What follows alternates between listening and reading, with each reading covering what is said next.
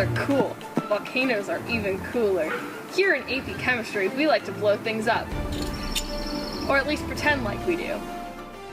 As a first grader, you probably had no idea what was happening when you added that cookie ingredient, baking soda, to the sour, stinky stuff called vinegar. Look at that, a mess of molecules. Well, now that you are old and mature, sort of, you can truly understand the magic behind a baking soda volcano. This is baking soda. It is found in kitchens everywhere. What is a base? Well, a base is a bitter-tasting, slippery molecule that accepts H plus protons from acids and have a pH over 7. The chemical formula for the base, baking soda, also known as sodium bicarbonate, is NaHCO3, and it looks like this. This is vinegar. This is also found in kitchens everywhere. Acids donate protons to bases and have a pH under 7. The chemical formula for vinegar, also known as acetic acid, is CH3COOH. pH is simply a way to express the concentration of H3O plus ions, H plus for short, in a solution. pH tells us if a solution is acidic or basic, but it also can tell us some other properties about the liquid. If an acid has a very low pH, it will corrode metal faster than an acid with a higher pH. Conversely, a very high pH is basic and dangerous to organic substances. The strength of an acid or base is not dependent on the solution's concentration. The strength of an acid or base is dependent on the concentration of H3O plus ions within the solution. Strong acids and bases dissociate in water and go to completion. For example, hydrochloric acid dissociates completely in water to create hydronium ions and chloride ions.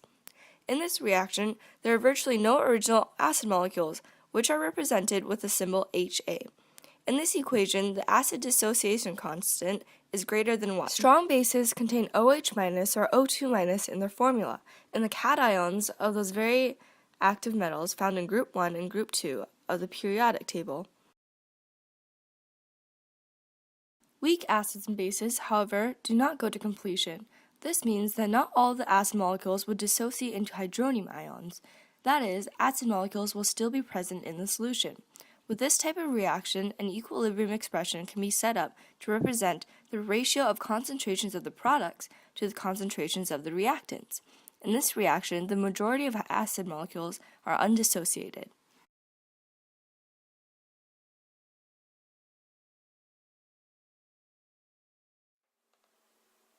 Strong acids are composed of mainly two different types. The first is called a hydrohalic acid. This is composed of a hydrogen and a halogen, except for hydrofluoric acid. Examples of hydrohalic acids are hydrochloric acid, hydrobromic acid, and hydroiodic acid. The other type of acid is called an oxoacid, where the number of oxygen atoms exceed the number of ionizable hydrogen atoms by 2 or more. Some examples are nitric acid, sulfuric acid, and perchloric acid.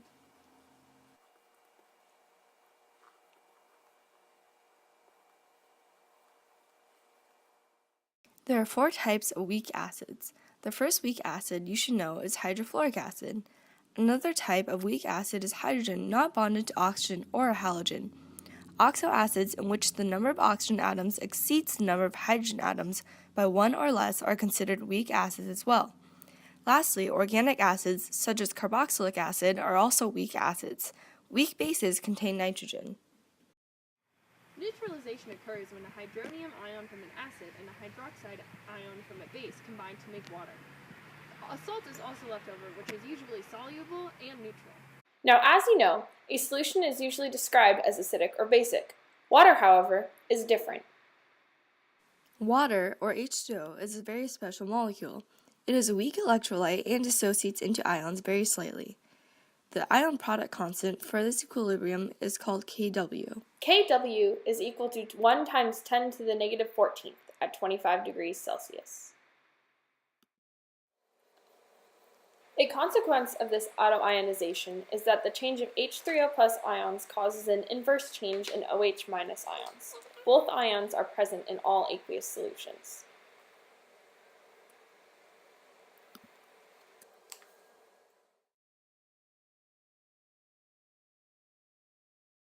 Every acid-base reaction has an acid and a base on either side of its equation. After the acids donate a hydronium ion, they become conjugate bases, which are ready to accept ions. After bases accept H+ ions, they become conjugate acids. Now back to the good stuff. Explosions! It's easy enough to make a baking soda and vinegar volcano, but how does that reaction occur exactly? Acetic acid combines with sodium bicarbonate to make a reaction.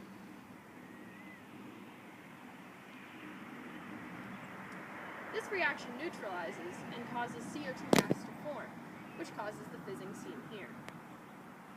Science.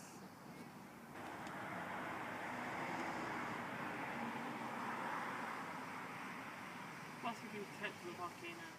The final equation for this acid-base reaction looks like this. Baking soda, or sodium bicarbonate, which is a base, plus vinegar, which is acetic acid, forms to create carbon dioxide, the conjugate acid, water, a sodium ion, and an acetate ion, which is the conjugate base.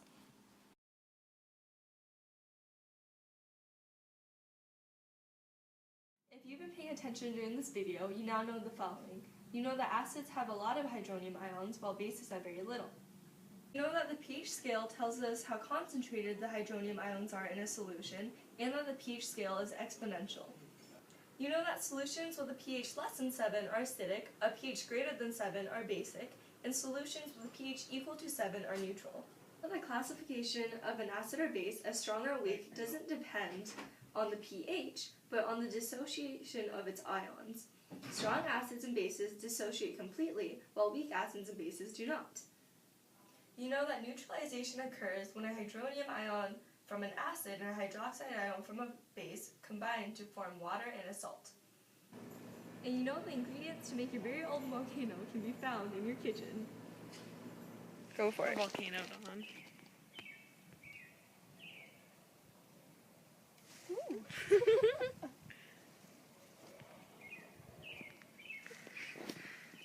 Yeah! It's so Woo! That looks like a creamsicle. This is 100% real. Real life. Science.